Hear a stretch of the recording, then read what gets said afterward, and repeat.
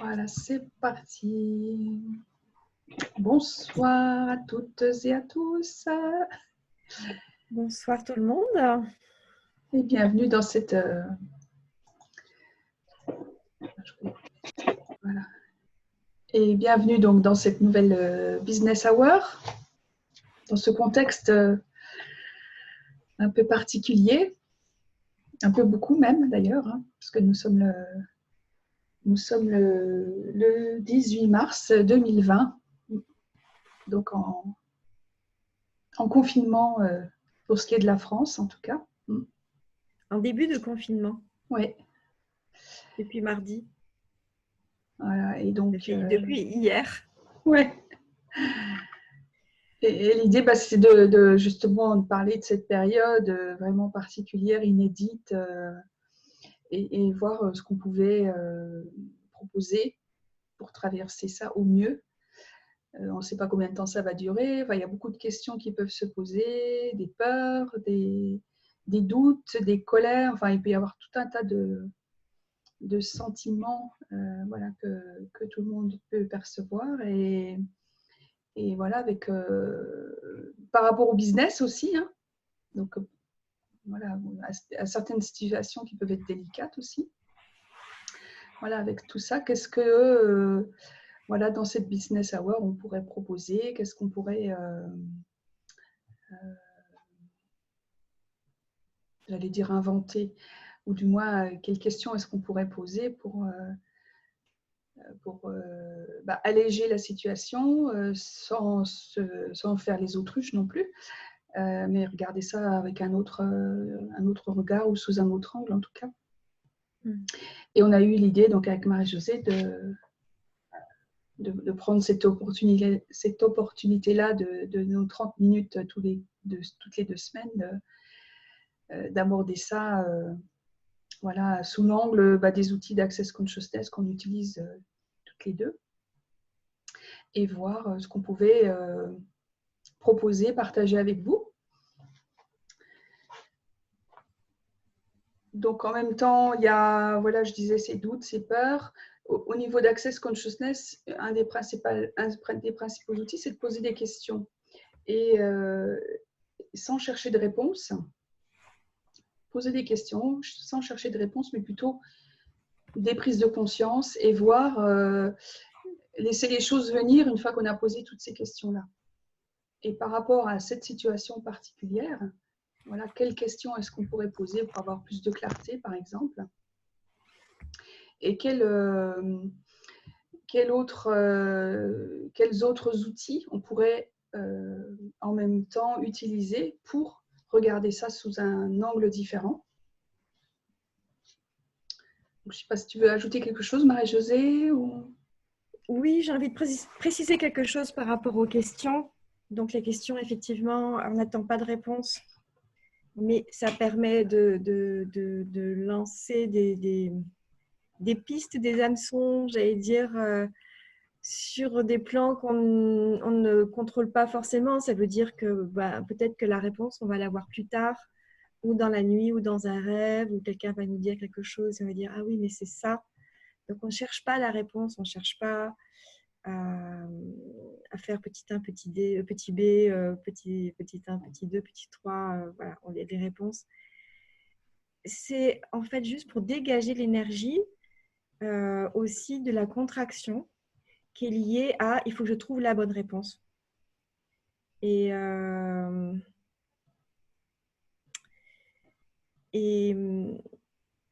déjà, ça c'est une chose, il n'y a pas de bonne réponse, il peut y en avoir plusieurs et elles peuvent évoluer très vite. On a très bien vu que là, sur les derniers 5-6 jours, tous les jours il y avait des informations nouvelles qui étaient données et tous les jours il fallait s'adapter. Et on aura encore d'autres informations, il faudra encore s'adapter, on ne sait pas combien de temps ça va durer. Il faut régler toutes les histoires bancaires, toutes les histoires de chômage partiel. Voilà, donc il y a plein de choses à régler, ça va encore évoluer. Et puis, j'aime bien aussi dans les questions, c'est le contraire d'une réponse. C'est-à-dire qu'avec une réponse, on va dire c'est comme ça. Et comme ça, c'est un point à la fin de la phrase. Ça veut dire qu'on va se retrouver dans une définition, dans quelque chose qui est fermé et dans lequel on peut s'enfermer. Alors qu'une question, les questions d'Access, elles ont une particularité, c'est qu'elles permettent justement simplement d'ouvrir des espaces qui ne sont pas des définitions. Par exemple, quoi d'autre est possible? Ben, je ne sais pas forcément ce qui est possible d'autre, mais si je dis ça va mal et que je reste avec ça, ben, je ne vais pas aller bien. Si je dis ça va mal et quoi d'autre est possible, il y a un espace qui s'ouvre et énergétiquement, c'est beaucoup moins lourd. Donc, on peut se stresser avec tout ce qui se passe en ce moment parce que simplement, on est en train de constater les choses et de les aligner les unes après les autres avec des points à chaque fin de phrase. Et par contre, si à chaque fois on dit oui, quoi d'autre est possible, on peut le dire 200 fois. C'est une saison là, on peut le dire 200 fois par jour, quoi. Oui, mais quoi d'autre est possible? Et ça laisse des ouvertures. Et ça change le paysage énergétique intérieur. C'est-à-dire qu'au lieu d'être mal, on va avoir plus d'espoir. Au lieu d'être désespéré, on va aller vers l'espoir, même si on n'a pas de réponse. Et c'est énorme. L'espoir. Ouais. L'espoir, c'est oui, c'est de l'optimisme en fait. Et c'est le fait aussi de ne pas rester dans la conclusion que, ok, oui, ça va mal, il se passe, enfin, quand on allume la télé, on écoute la radio, ben, c'est un enchaînement de choses qui se passent mal en France, à l'étranger, enfin, voilà, il y a plein d'informations négatives. Et si on reste si on absorbe tout ça, en fait, on est dans un tas de conclusions, de définitions de la vie qui font qu'on va être mal, comme tu disais, mal à l'aise, triste, avec ce sentiment aussi d'être dans une impasse, peut-être aussi. Ça peut être quelque chose aussi qu'on perçoit de qu'est-ce que ouais, c'est la fin. Enfin voilà, ça peut être vraiment quelque chose de très noir. Pas de perspective d'avenir. Enfin voilà, il peut y avoir des choses aussi comme ça. Et cette question, quoi d'autre est possible, c'est rien que le fait de la poser, c'est pour sortir de ces définitions, de ces conclusions, de c'est comme ça, on peut pas changer, on est coincé, et voilà. Et quoi d'autre est possible permet d'alléger ça et de sortir de ça, même comme tu disais, Marie-Josée, même si on ne sait pas qu'est-ce qu'il y a d'autre, au moins en se posant la question, on ouvre une possibilité ou des possibilités qui peuvent se présenter à nous. Et ce quoi d'autre est possible, c'est voilà, à tout bout de champ, on peut le poser, on peut poser cette question-là, et ça permet de se sentir moins coincé. Ça ne remet, enfin, ça change la situation pour nous, ça change notre façon de voir les choses aussi. Et c'est ça, qu'est-ce qui est le plus important finalement, c'est ça au départ, d'aller mieux. Et même si la situation elle est ce qu'elle est, c'est de prendre de voir ça sur un autre angle, prendre ça sur un autre pied, et en le voyant différemment, on va pouvoir peut-être voir autre chose, voir des trucs qu'on ne voyait pas. On parlait aussi que c'est peut-être un moment de prendre, puisqu'on est chez soi, pour la plupart des gens, peut-être qu'il y a du temps qui s'ouvre, peut-être qu'il y a des choses qu'on devait faire qu'on n'a plus à faire. Et avec ce temps-là, est-ce qu'on peut justement se poser, regarder ce qu'on a fait jusque-là, qu'est-ce qu'on a envie de faire, se poser des questions autour de ça aussi. C'est peut-être un temps pour voilà, faire un point sur soi, sur sa vie, sur ce qu'on a fait jusque-là, et peut-être choisir d'autres choses, relativiser les choses. Même si on ne sait pas de quoi demain sera fait, de poser ces questions-là, ça va permettre de se mettre en mode plutôt action que de réaction à tout ce qu'on entend autour de soi et de tout ce qu'on voit, tout ce qu'on vit aussi. Ça ressemble à une action intérieure, en fait, subtile, mais cette question, c'est une action qui fait bouger les lignes intérieures et bouger. Je pense que ceux qui réussissent ou qui arrivent à réussir, c'est ceux qui se posent inconsciemment tout le temps cette question. Quoi d'autre est possible? Ou qu'est-ce que je peux rajouter ici? Ou qu'est-ce que je peux enlever ici? Et comment est-ce que je... Enfin, une question subsidiaire là qui est importante, c'est comment est-ce que je peux profiter de ce moment? C'est soit je me laisse prendre par ce maelstrom de réactions, d'émotions, d'informations, d'impossibilités, soit cette question, elle permet de sortir de là. Ouais. Et il y a des gens qui ont bâti des fortunes à des moments où l'économie était au plus bas. En 1920 ou à d'autres moments ou après les guerres, il y a des gens qui ont pu construire sur des déserts, sur des champs. Pourquoi? Parce qu'ils ont posé cette question, qu'est-ce que je peux faire avec ça? Ou qu'est-ce que je peux faire d'autre? Auquel je n'ai pas encore pensé. Auquel je n'ai pas encore pensé, auquel personne n'a encore pensé. Ouais. C'est aussi une question. Ouais, c'est aussi une question. Ouais. Et une autre chose aussi qui débouche de ça, c'est de se dire, est-ce que je peux changer de point de vue sur la situation? Est-ce que voilà, j'adopte le point de vue de tout le monde? Ou est-ce que je regarde ça avec... voilà, est-ce que tout ça, c'est un point de vue? Alors, point de vue intéressant, c'est un des outils. Est-ce que tout ça, c'est un point de vue intéressant? Et quel autre point de vue est-ce que je pourrais adopter qui me conviendrait mieux? Est-ce que je suis obligée de suivre tout ce flux de négativité? Ou est-ce que je peux, en posant la question quoi d'autre est possible, est-ce que je peux changer de point de vue? Est-ce que je peux choisir autre chose que l'amorosité ambiante, par exemple?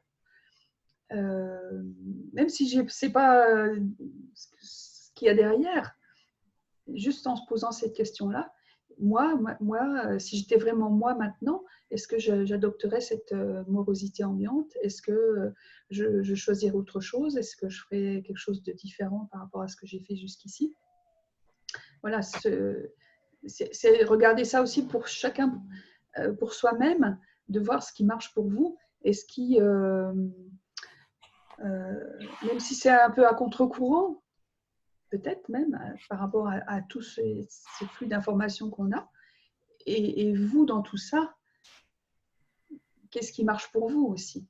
C'est aussi poser cette question-là, même si on ne sait pas encore exactement. Et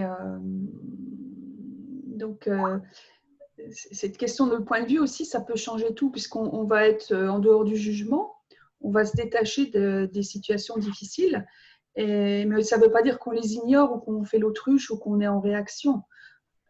C'est plutôt se dire, voilà, qu'est-ce qui marcherait mieux pour moi dans tout ça? Qu'est-ce que je pourrais choisir d'autre? Qu'est-ce que je peux inventer d'autre? Qu'est-ce que je peux créer d'autre? Qu'est-ce que je peux changer par rapport à ce que j'ai fait jusque-là?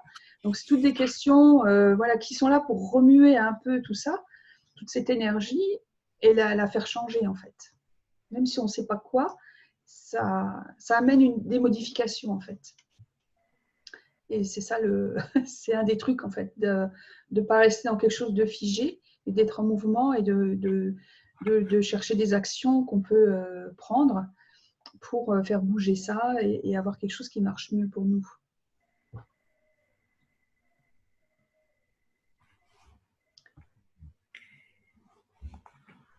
Oui, J'ai envie de rajouter quelque chose par rapport au point de vue, mais on l'a déjà dit plusieurs fois, mais on peut encore l'appliquer là et on peut toujours en parler parce que c'est un des outils, on peut rester 6 mois dessus en n'utilisant que celui-là. Il fait partie des 10 clés fondamentales d'accès, c'est point de vue intéressant. Et par exemple, je pense à un monsieur que j'ai vu hier qui disait « J'ai pas peur pour moi, j'ai peur pour mes enfants ». Ces enfants, ils sont à la maison. Et j'ai peur pour mes enfants, ben voilà, ils s'inquiétaient, du coup, ils ne pouvaient pas profiter, enfin, ils pouvaient pas, ils tournaient en rond et n'étaient pas bien. Mais Je n'ai pas pu l'inviter parce que ce n'était pas le lieu pour le faire, mais j'aurais pu l'inviter à lui dire, mais point de vue intéressant, que j'ai ce point de vue que mes enfants sont en danger. Point de vue intéressant, c'est un point de vue intéressant. Il n'en sait rien, c'est juste un point de vue. Tout le monde ne va pas mourir, tout le monde ne va pas tomber malade. Ce n'est qu'un point de vue. Je l'ai quand même guidé un petit peu dans cette direction-là et il s'est un petit peu calmé par rapport à ça. Mais par exemple, je vais pas réussir à payer, je ne sais pas quoi. Point de vue intéressant que j'ai ce point de vue-là. Point de vue intéressant que j'ai ce point de vue-là. Oui, pour l'instant, je ne sais pas comment je vais payer, mais si je garde le point de vue que je ne vais pas réussir à payer, peut-être qu'il y aura des solutions que je ne vais même pas voir. Parce que le point de vue, de là où je suis, c'est ça que je vais regarder. Et si je ne change pas de point de vue, de position, je vais toujours voir la même chose. Donc, si je pense que je ne vais pas y arriver et que je garde cette position-là, c'est un point de vue qui n'est pas intéressant. Mais pourquoi on dit point de vue intéressant? C'est parce qu'on voudrait éviter les jugements sur ce qu'on pense. Ok, on a dit ça comme ça, mais c'est un point de vue intéressant. Ce n'est qu'un point de vue. Et ce n'est pas la peine que je me batte avec mon point de vue, mais est-ce que je peux en choisir un autre? Effectivement, comme tu disais tout à l'heure. Et quand on sent qu'on n'est pas bien, il suffit de s'entendre quand on dit quelque chose et qu'on n'est pas bien. C'est souvent un point de vue qui est fixe. Et si on dit point de vue intéressant que j'ai ce point de vue, point de vue intéressant que j'ai ce point de vue, point de vue intéressant que j'ai ce point de vue, et on peut le dire 10 fois, 20 fois, à un moment donné, on sent qu'il y a quelque chose qui lâche, une espèce de carapace qui tient cette pensée solide, rigide. Elle va commencer à se dissoudre et on va commencer à pouvoir voir les choses autrement. Oui, peut-être qu'il y a des solutions finalement, j'en sais rien si je vais pouvoir payer. Ils vont bien faire quelque chose pour qu'on puisse payer. Et effectivement, il y a des solutions pour qu'on puisse payer. Mais si je reste braquée sur un truc, je ne vais pas avoir autre chose. Et ok, on peut être gentil avec soi. Ok, j'ai ce point de vue-là. Maintenant, je ne vais pas me taper dessus parce que je n'ai pas un point de vue intéressant. Ok, c'est un point de vue. Ce n'est qu'un point de vue. Mais dans des moments comme ça, on peut être attentif. Enfin, c'est mieux d'être attentif à ça et de repérer assez rapidement à l'intérieur ce qui est figé et ce qui me rend mal. Ce qui est figé et me rend mal, c'est un point de vue qui n'est pas à mon avantage. Donc, si je dis juste point de vue intéressant que j'ai ce point de vue, point de vue intéressant que j'ai ce point de vue, point de vue intéressant que j'ai ce point de vue, ou que l'autre ait ce point de vue d'ailleurs, ce n'est pas forcément que le mien, ça peut être le point de vue de l'autre, ça va s'alléger. Et encore une fois, c'est une question d'énergie. On va être plus léger. Et plus, plus ça va être aisé. Ouais. Puis on va se débarrasser justement de cette lourdeur, de cette sensation d'être bloqué dans quelque chose pour amener, même si on ne sait pas quoi, hein, toujours pareil, amener du changement, enfin une autre énergie dans ce qu'on fait, dans ce qu'on est, qui va nous permettre d'avancer, de choisir autre chose et de se débarrasser de ces jugements qu'on a de soi, des autres, de la situation aussi, au fur et à mesure. Et quand on n'a pas de point de vue sur quelque chose, c'est beaucoup plus facile de le changer, puisque voilà, ça n'a pas d'importance que ça soit blanc ou noir. S'il y a besoin de changer, on le fait si on n'a pas de point de vue sur une chose. Parce que si on a des points de vue, on va trouver des limitations, on va se heurter à des croyances peut-être qui font que ça va nous empêcher de bouger. Et en se débarrassant de nos points de vue, petit à petit, on va pouvoir voir vraiment ce qui est et si ça marche pour nous ou pas, en fait, pour pouvoir le changer. Ouais. Isabelle qui nous dit au revoir. Merci d'être venue en tout cas. Merci, oui. Est-ce que vous avez des questions, des choses à partager Comment est-ce qu'on peut être une contribution pour vous? Ouais. Je me suis aperçue qu'il y a eu des moments d'inconfort, effectivement, mais c'était surtout à qui ça appartient. Ouais. J'ai perçu très fort tout ce qui se passait autour, tout en me disant, mais c'est pas moi, c'est pas mes pensées. Et donc, le point de vue intéressant en ce moment, c'est un peu en boucle. Oui, exact. Alors, on peut dire deux mots de cet outil, effectivement, qui est que dans 99,9999% des cas, toutes nos pensées, sentiments, émotions, tous les inconforts qu'on peut percevoir en nous, les gènes, les pensées, les sentiments, émotions, je l'ai déjà dit, les gènes, les douleurs même éventuellement, ça ne nous appartient pas, on est plutôt genre Bob l'éponge à prendre avec nous tout ce qu'on perçoit autour de nous, des gens autour de nous. Et donc dans cette période vraiment particulière, combien il y a de gens autour de nous qui ont peur, qui ne savent pas de quoi demain sera fait pour leur travail, pour leur lieu de vie, pour est-ce qu'ils vont pouvoir acheter quelque chose dans les magasins, est-ce qu'il y aura du manque, enfin voilà, il y a tout un tas de choses qui circulent et on absorbe ça. Et en se posant la question à qui ça appartient, il y a comme une légèreté qui vient, parce qu'en fait, ça ne nous appartient pas.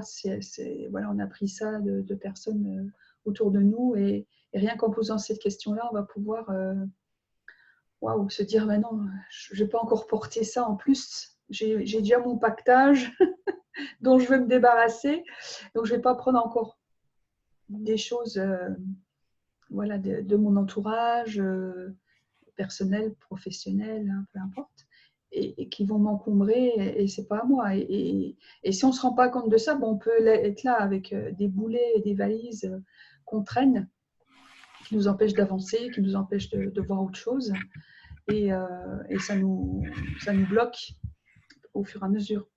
Donc, effectivement, merci Anne-Marie là-dessus, sur cet outil. Et on peut même faire un retour à l'envoyeur de tout ce qu'on a perçu pour justement s'en débarrasser pour nous, puis aussi élargir ce cercle voilà, que les personnes puissent se débarrasser elles aussi de ce qu'elles véhiculent, parce qu'elles l'ont peut-être pris de quelqu'un d'autre, et ainsi de suite, quoi. Alors après, ça fait et après, ça fait des amalgames, tout un tas de choses, voilà, beaucoup de lourdeur qu'on traîne avec nous. Et alors qu'il n'y a pas lieu, en fait. Donc, à qui ça appartient avec alors, si on utilise l'outil jusqu'au bout, c'est à ce moment-là, quand ça s'allège, on va faire retour à l'envoyeur avec la conscience attachée pour pouvoir justement étendre cet espace de conscience pour un maximum de gens qui eux-mêmes ont pris peut-être tous ces points de vue sur d'autres personnes sans même les connaître, et qui vont ainsi pouvoir se débarrasser aussi de ces lourdeurs, de ces points de vue, et puis pouvoir avancer en étant qui ils sont, et en choisissant de faire ce qu'ils ont envie de faire, ce qui va marcher pour eux.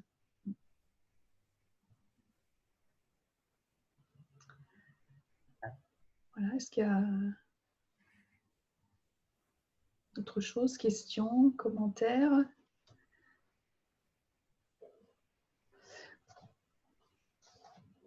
On avait noté aussi, j'avais noté aussi ces questions, et on en a parlé un petit peu aussi, c'est dans cette situation-là, voilà, qu'est-ce qui est juste dans tout ça, finalement, qu'est-ce qui va ressortir de tout ça? C'est aussi la question, c'est qu'est-ce qui est juste et correct ici que je ne vois pas? Quand on traverse quelque chose de difficile, quelquefois, il y a une expression qui dit c'est un mal pour un bien. Souvent, on entend ça, c'est un mal pour un bien. Ok, mais quand on est dans la situation, on ne voit pas trop le bien que ça peut être. Justement, en posant la question pour élargir toujours notre visibilité, voilà, qu'est-ce qui est juste et correct ici que je ne vois pas? Et il se peut que dans quelques mois, on se dise ah bah oui, il y a eu ça, et ça m'a permis parce que depuis ça, j'ai développé autre chose, ça m'a fait prendre conscience de certaines choses dans ma vie, etc. J'ai pu faire des changements que j'aurais peut-être pas fait avant. Voilà, c'est ça aussi qui peut se produire. Donc, c'est se dire, c'est quoi le cadeau qu'il y a derrière tout ça, hein, même si je ne le vois pas encore. Voilà, quelle va être la suite? C'est quoi la suite? Donc, je ne sais pas si tu veux ajouter quelque chose, Marie-Josée, ou si quelqu'un veut intervenir, poser des questions. J'ai des entrepreneurs dans mon entourage et je vois qu'il y a quand même pas mal de gens qui prennent ça avec philosophie, je trouve, et beaucoup moins de panique que ce qu'on pourrait penser. Et j'en suis ravie. Je me dis que le monde change, que les gens commencent à avoir cet esprit-là par eux-mêmes, naturellement. Bon, on verra bien ce que ça va faire. Après, je pense qu'il y a des personnes qui sont vraiment en très grande difficulté. Et c'est bien ça serait bien ou de leur donner ces outils-là si vous les connaissez, si vous les compreniez, si vous les maîtrisez, j'allais dire. Et peut-être de les inviter à se poser ces questions-là. Ça ne résoudra pas tout, mais ça va juste alléger, ce qui est déjà énorme.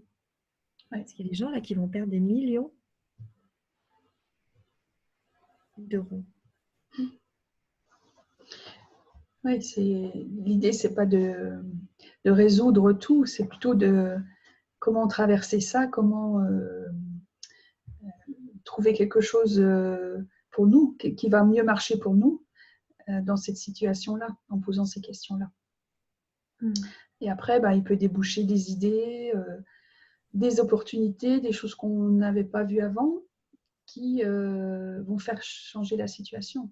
Donc, pour quelqu'un vraiment qui est au bord du précipice, ça peut être voilà, un support ou un soutien voilà, avec ces questions-là pour faire bouger la situation.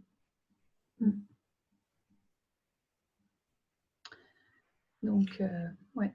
Voilà, de toute façon, là, on propose juste ça maintenant. On peut aussi avoir des coachings plus longs, plus précis. La prochaine fois, je ne sais pas ce qu'on va aborder. Ça dépend des questions que vous allez poser. Mais il y a la question du temps, il y a la question de l'argent, il y a plein de questions qui vont se poser. Et si ça dure quelques semaines, voilà, on aura de quoi faire encore dans ce qui va émerger dans les semaines à venir. Ouais, parce que là, on est au début et puis voilà, on va avancer tous en même temps. Et qu'est-ce que ça peut créer d'autre? Qu'est-ce que ça peut amener comme prise de conscience aussi? Donc, sur des choses qu'on ne voit peut-être pas aujourd'hui et qui vont peut-être nous sauter à la figure un petit peu plus tard. Pas nous sauter à la figure, pas forcément dans le sens négatif, plutôt dans le sens qu'on va en prendre conscience et se dire, ah oui, tiens, il est temps que je gère ça, par exemple. Est-ce que le moment est venu de faire des choses différentes? Est-ce que je bouge quelque chose? Donc, et quoi d'autre est possible maintenant dans cette situation-là? Sur quoi ça va déboucher? Bien, on va s'arrêter là. Oui. Laurence ? Ouais. Merci Marie-Josée, merci à toutes et à tous. Merci Laurence, merci à toutes et à tous. Bonsoir à vous deux. Pardon? Bonsoir à toutes les deux. Merci, merci. Et puis on se retrouve voilà, dans 2 semaines. Ouais, ça marche. Bonne fin de journée, à bientôt. Merci, à bientôt, au revoir. Au revoir.